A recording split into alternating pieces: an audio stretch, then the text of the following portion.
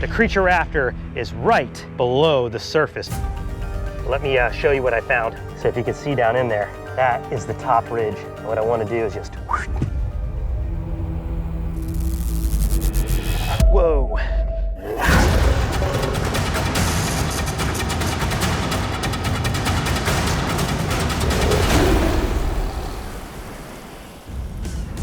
Quite the adventure to get out to the location we're on today.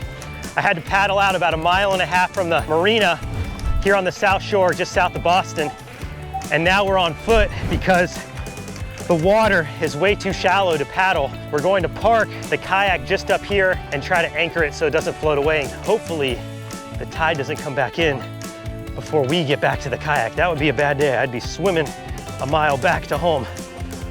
Kayak all the way up, grab our backpack, and we are going to head off on the greatest clamming adventure you've ever witnessed. Well, at least I hope. All right, here we go.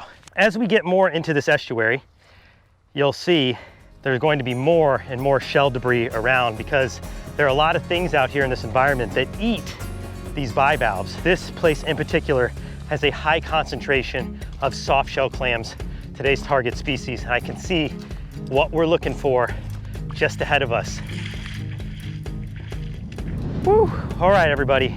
The creature we're after is right below the surface in front of us. Now, the reason I know this is because of those. You see all those little holes? Called a clam show, and it's basically a telltale sign that if there's a hole in the surface of the sand, it's showing that there's a clam that lives just below the surface. So first things first, let me get set up, get all the cameras situated, and then I'll put on some gloves, we'll start digging, and I'm gonna show you some pretty cool things about some clams you've probably never seen before.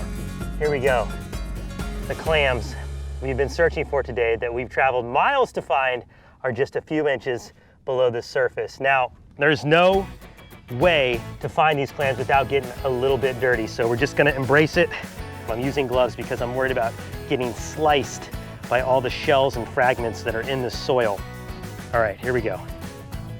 Gonna dig in. Now you wanna dig carefully. They're called soft shell clams for a reason. These clams have a very brittle shell, and if you're not careful, you can crack them quite easily. I got one, okay. First clam of the day, this is exciting. All right, I'm just gonna move this back. Here we go, I'm gonna wiggle it out. Oh, there it is. Our first soft shell clam. Look at that one. Oh, it's squirting everywhere. They actually are called squirting clams or spraying clams because they do squirt water out just like that. But that's a really good one to look at. We're gonna put that off to the side. Oh, okay, got another one. Let me show you what I found. I'm gonna get the other camera. So if you can see down in there, that is the top ridge of a clam. And what I wanna do is just whoosh, take it out, just like that. Check that out. That is a nice soft shell clam. I think that's gonna do it. Let's first talk about the shell of these clams. Now these shells are very brittle. And like I said, when we were digging it up, we had to be super careful as to not crack the shell. If the shell is cracked, the clam can actually get sick and die. So we would not want that to happen. But these shells are actually made out of calcium carbonate produced by the organism itself from the things that it eats. It will build layer after layer of shell. It will grow up to a size of 4 inches in length. They are called bivalves because they have 2 shells, and that's why it gets the name bi, meaning 2. And this clam in particular is interesting because it cannot close all the way. A lot of other mollusks and bivalves can actually close up in their shells all the way. So they're always looking kind of half open. Don't worry, they're not sick. That's exactly how they're supposed to be. You see that little nubbin? That is a siphon, and the siphon has 2 tubes, and believe it or not, this siphon can stick up to the surface 8 to 12 inches. But right now the clam is taking cover. It's very bright out, so it's gonna be as tucked in as it can. When the tide comes back in and this clam is back in the soil, it will put that siphon all the way up to the surface. And that's what's making all these clam shows. That's what gave away the clam's location to us for this adventure. Now, what's cool about this siphon is it has 2 tubes, one for taking in water and one for expelling water. These clams are filter feeders, so when they're drawing in water through one side of the siphon, they're actually taking that water across their gills to absorb the oxygen, and then all the food that they're eating, which is that microscopic algae in the water, goes to their mouth and then it goes all the way through the digestive system. And These clams, believe it or not, can filter up to 50 liters of water a day. And for a little creature like that, that's pretty impressive. So pretty much all day long, when there's water covering where they live, they're like a vacuum cleaner, just drinking up and filtering that water. Pretty cool. Now, the other thing that I find particularly interesting about these clams is their life cycle.